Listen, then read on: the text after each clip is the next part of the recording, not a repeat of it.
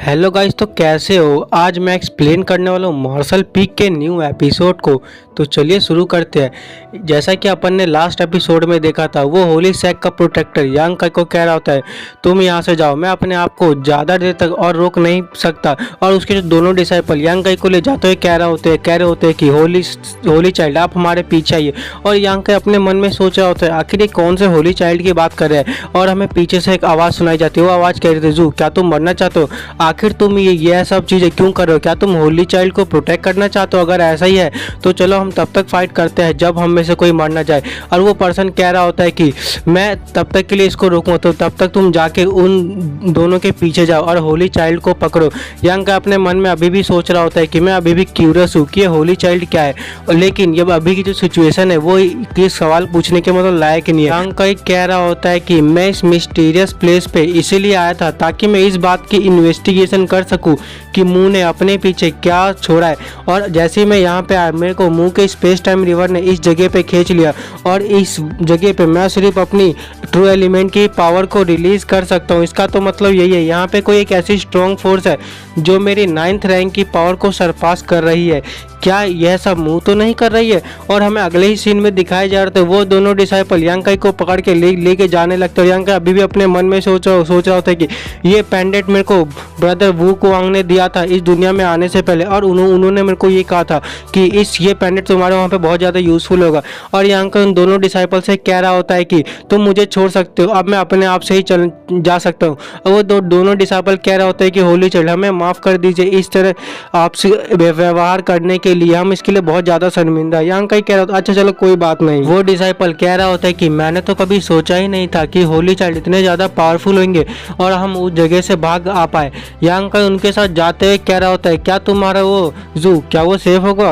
वो पर्सन कह रहा होता है कि हाँ हमारे ब्रदर जू सेफ होंगे क्योंकि उनके पास एक डिवाइन स्वॉर्ड है जो उन्हें सेंटेस ने पर्सनली दी थी और वो काफ़ी ज़्यादा स्ट्रॉन्ग है, इसीलिए वो लोग उनका कुछ बाल भी बाका नहीं कर पाएंगे। यांग काई अपने मन में सोच रहा होता है फिर से एक और सेंटेंस अपीयर हो गई। आखिर इस सेंटेंस का और होली चाइल्ड का क्या रिलेशन हो सकता है और आखिर ये होली चाइल्ड है क्या? वो पर्सन कह रहा होता है कि तो आखिर हम इस प्लेस पे, अगर हमें अगले ही सीन में दिखाया जा रहा होता है कि वो दोनों एक गुफा के अंदर चले जाते हैं, जहाँ पे गुफा के अंदर वो डिसाइपल कह रहा होता है कि होली चाइल्ड हम आपको ग्रीट करते हैं। यांग काई अभी भी उनसे कह रहा होता है कि मैं अभी समझा नहीं कि यहाँ पे चल क्या रहा है, मैंने कभी इस होली चाइल्ड के बारे में सुना नहीं। क्या तुम सही हो कि तुमसे कोई गलती नहीं हुई है? क्या तुम किसी रॉन्ग पर्सन को तो नहीं लिया है? वो पर्सन कह रहा होता है कि नहीं हमसे कोई गलती नहीं है, आप हमारे होली चाइल्ड हो, क्योंकि अब यह हमें सेंटेंस ने कहा था। यांग काई कह रहा होता है लेकिन मैंने तो कभी तुम्हारी सेंटेंस से मिला नहीं हूँ। वो डिसाइपल कह रहा होता है कि हमारी सेंटेंस ने कहा था एक दिन स्काई ओपन होगा, वहाँ से एक पर्सन अपीयर होगा, जो पर्सन अपीयर होगा वो होली चाइल्ड होगा और वही पर्सन इस दुनिया से पूरे डार्कनेस को ख़त्म कर देगा। उसका दूसरा साथी कह रहा होता है वही पर्सन होगा जो हमारे स्पिरिट रिलीजन को लीड करेगा। और यांग काई कह रहा होता है क्या आसमान से एक पर्सन गिरेगा? आखिर ये बात किसने कही थी? और यांग काई उस डिसाइपल से कह रहा था क्या मैं तुम्हारी सेंटेंस से मिल सकता हूँ? वो पर्सन कह रही है दुनिया सेंटेंस के द्वारा ही चली जा रही है और सेंटेंस हमारे स्पिरिट रिलीजन की फाउंडेशन है।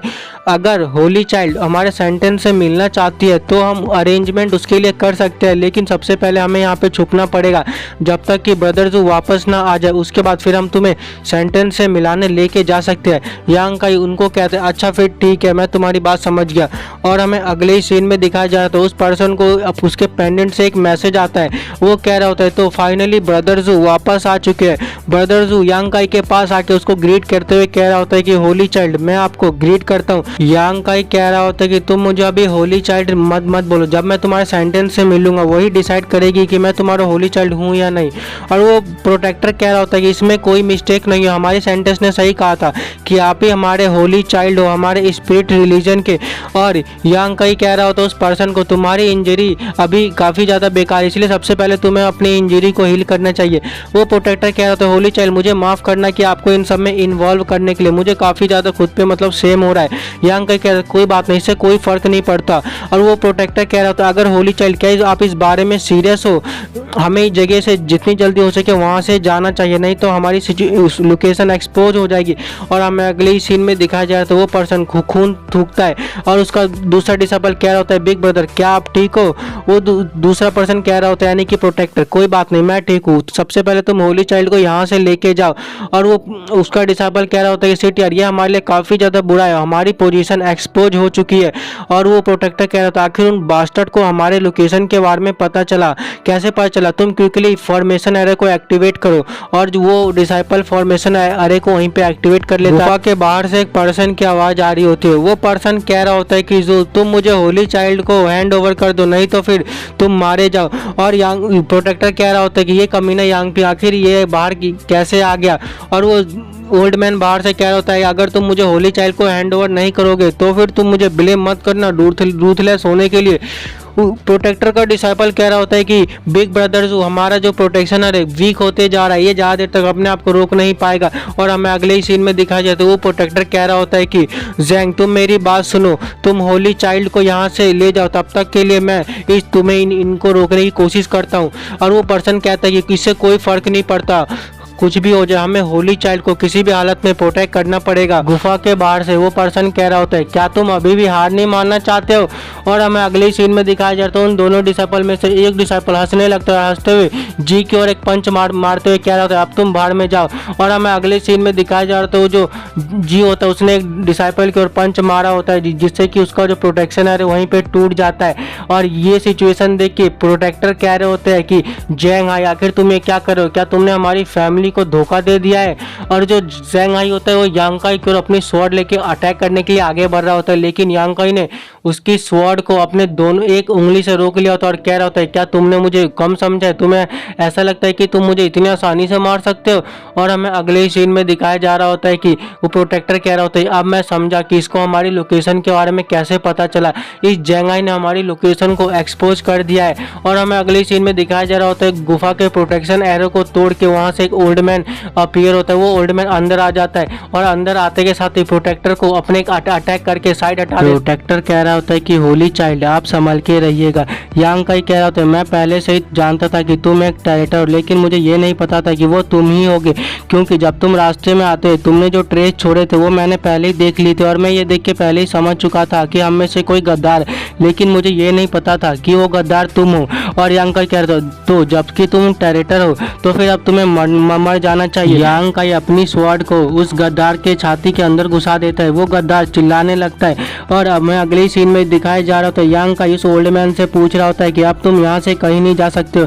और यांग काई प्रोटेक्टर से पूछता है वैसे मुझे ये बताओ अगर मैं इस ट्रेटर को मार दूंगा तो फिर इसमें कोई प्रॉब्लम तो नहीं होगी? वो प्रोटेक्टर क्या हंसते हुए कह रहा होता है कोई बात नहीं, तुम इस ट्रेटर को मार सकते हो, मैं तो इसे खुद ही मारने के लिए सोच रहा था। और हमें अगले सीन में दिखाया जा रहा होता है यांग काई ने उस ट्रेटर को मार दिया होता है। वो गद्दार मरते हुए कह रहा होता है आखिर मैं कैसे मर सकता हूँ, आखिर ये कैसे पॉसिबल है? और वो वहीं पे मर जाता है। यांग काई उस ओल्ड मैन से पूछता है कि क्या तुम्हें गुस्सा नहीं आ रहा है? वो ओल्ड मैन कह रहा होता है आखिर मुझे गुस्सा किस बात पे आएगा? यांग काई कह रहा था क्योंकि मैंने तुम्हारे एक सबऑर्डिनेट को किल कर दिया। वो जो ओल्ड मैन होता है वो हंसते हुए कह रहा होता है कि मेरे पास 1000 से ज़्यादा सबऑर्डिनेट है, अगर मेरा एक सबऑर्डिनेट मर भी जाता है तो मुझे इससे कोई फर्क नहीं पड़ता। यांग काई कह रहा होता है अच्छा तो ऐसी बात है। और वो ओल्ड मैन कह रहा होता है बाय द वे क्या तुम ही वो लेजेंडरी होली चाइल्ड हो? यांग काई प्रोटेक्टर के पास जाते हुए कह रहा होता है कि मुझे खुद भी नहीं पता कि मैं होली चाइल्ड हूँ।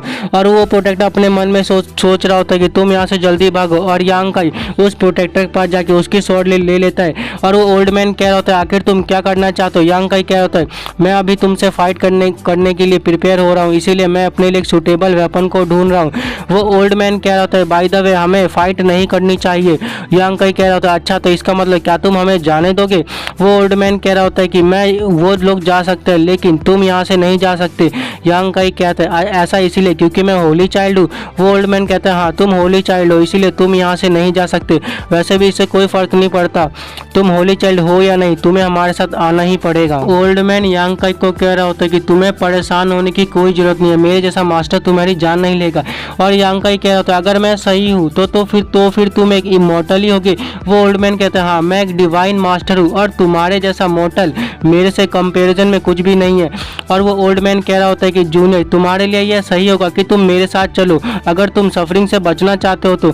यांग काई कह रहा होता है कि मुझे तुम्हारे साथ नहीं जाना क्योंकि मैं अभी सेंटेंस से मिलना चाहता हूँ।